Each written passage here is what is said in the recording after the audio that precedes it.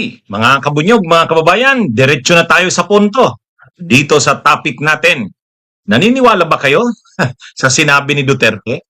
Sabi kasi ni Duterte, hindi raw sila kailanman nangurakot. Ha? Kaya sabi niya sa mga taga Davao, bakit nyo kami papalitan? Ha? Hindi naman namin kayo niloko, hindi naman kami nagnakaw sa inyo. Ha? Panay trabaho lang kami para sa bayan. Wow. Anong masasabi niyo diyan, mga kabunyog, mga kababayan? Sinabi yan ni Duterte sa harap ng mga Dabaweños nung December 25. Nung magkatabi sila ni Sara Duterte, namimigay sila ng mga regalo sa mga Dabaweños.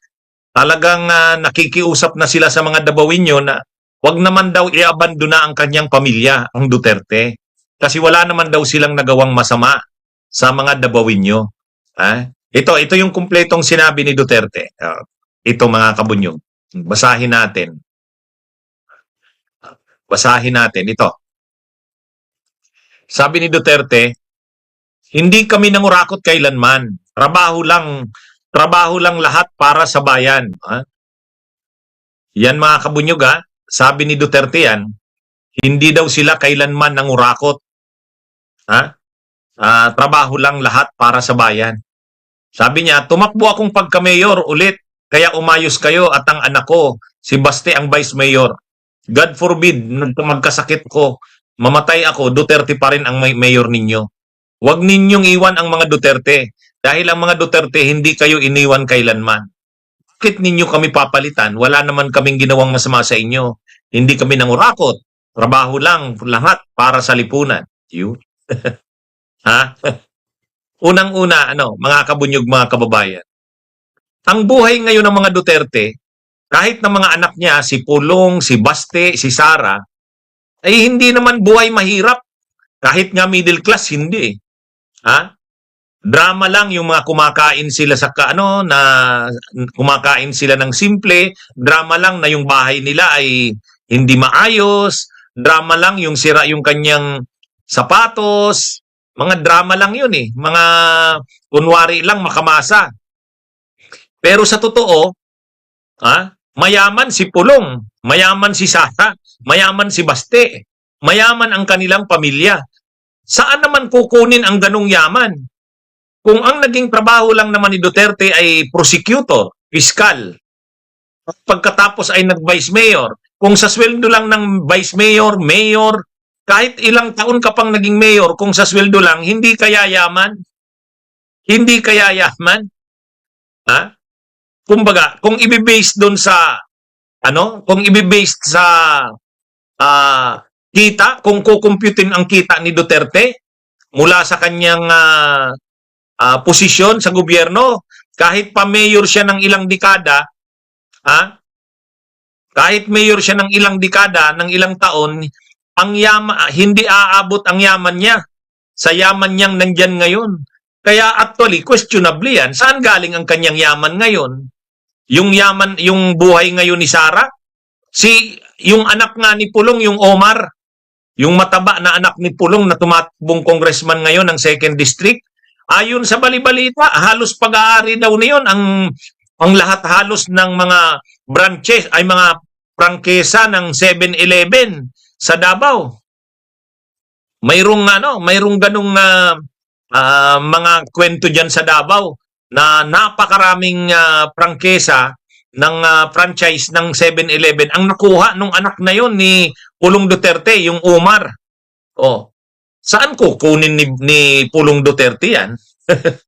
Yung 51 billion na pondo ni Pulong mula 2019 hanggang 2022.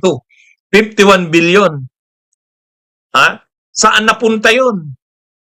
Yung confidential funds ni Sara, nung Vice President siya at DepEd Secretary, alam na natin kung saan napunta. Alam na natin kung saan napunta kay Mary Grace Piatos at kay Kukoy Villamin. Kaya sasabihin ni Duterte na sa matagal na panahon na nungkulan sila, hindi sila kailanman nangurakot, panay lang sila paglilingkod sa bayan, trabaho lang lahat para sa bayan. Wow! Tell that to the Marines. Bubo at tanga lang daw maniniwala sa iyo, Duterte. Oh. Natotoo lang mga kabunyog, mga kababayan, hindi kinikilabutan si Duterte niya sa statement niya na yan.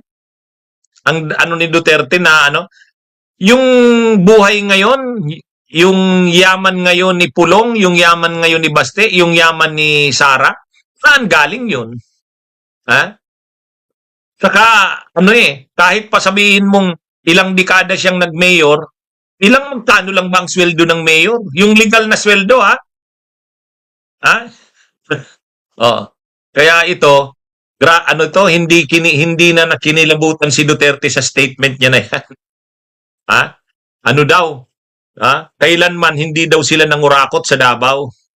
Samantalang, yung mga binitbit nilang mga staff ni Sara, yung mga controversial na staff ni Sara na humarap doon sa pagdinig sa kamera, yung si Attorney Zuleika Lopez, yung si Edward Paharda, yung si Gina Acosta, lahat mga staff nila yun sa Davao. Staff ni Sara yun sa Davao.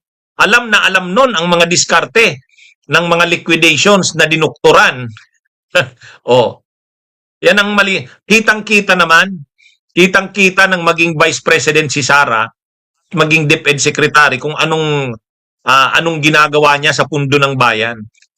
Malinaw talaga na paglulustay. Kung ginawa niya yan ngayon na Vice President siya, DepEd Secretary, na-expose yan sa pagdinig ng kamera, ganyan din halos mas malala pa ang ginawa niya sa Davao. Kasi doon ang Davao, tinatrato nila parang kaharian nila yan.